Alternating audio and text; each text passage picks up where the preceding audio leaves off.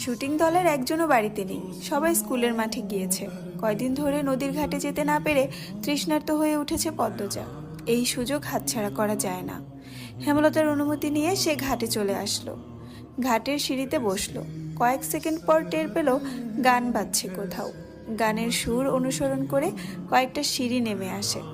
ঘাটের বাম পাশে বাঁধা নৌকায় একজন পুরুষ বসে আছে, হাতে রেডিও। গানের উৎস তাহলে এখানেই। পদ্মজা বিব্রত বোধ করল। উল্টো দিকে ঘুরে ব্যস্ত পায়ে লাহারি ঘরে উঠে আসে। পদ্মজা এত দ্রুত ফিরতে হেমলতা প্রশ্ন করেন, কেউ ছিল? পদ্মজা মাথা নাড়ালো। হেমলতা চিন্তিত স্বরে প্রশ্ন ছুড়লেন, কিছু বলেছে? দেখতে কেমন? না আম্মা, কিছু বলেনি। আমাকে দেখেও নি, মাথার চুল ঝাঁকড়া, মুখ খেয়াল করিনি। এটাই তো লিখন শাহ, নায়ক। পূর্ণা পুলকিত হয়ে বলল। হেমলতা আর কিছু বললেন না। পূর্ণা সারাক্ষণ শুটিং দলটার আশেপাশে ঘুরঘুর করে। হেমলতা বিরক্ত হয়ে পূর্ণাকে কড়া নিষেধ দিয়েছেন আর না যেতে। যদি যায় মার একটাও মাটিতে পড়বে না। পূর্ণা ভয় পেয়েছে, কিন্তু লিখন শাহ আর চিত্রা দেবীর জুটিটা এত ভালো লাগে তার যে শুটিং না দেখলে দম বন্ধ লাগে। তাই সে চুপিসারে টিটে একটা ছিদ্র করেছে। হেমলতা সেলাই মেশিন লাহারি ঘরের পিছন বারান্দায় রেখেছেন, সারাক্ষণ সেখানেই থাকেন। সে সময় পূর্ণা ছিদ্র দিয়ে উকি দেয়, শুটিং দেখে। পূর্ণাকে সব সময় দেখতে দেখে পদ্মজার আগ্রহ জাগলো।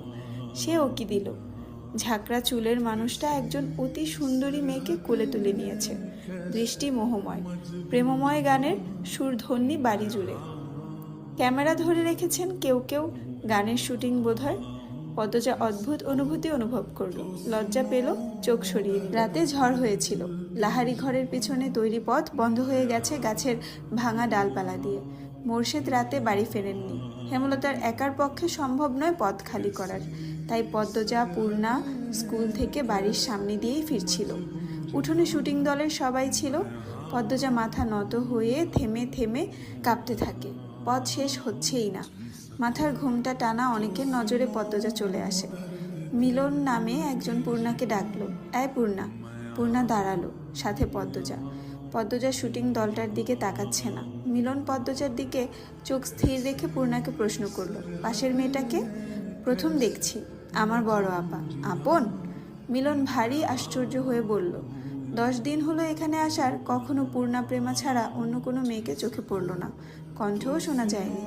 তাই বড় বোন বলতে সে খুব অবাক হলো। পূর্ণা হেসে বলল, আপন। মিলন বিড়বিড় করে বলল, চেহারার তো মিল নেই, সবাই বলে। আচ্ছা যাও।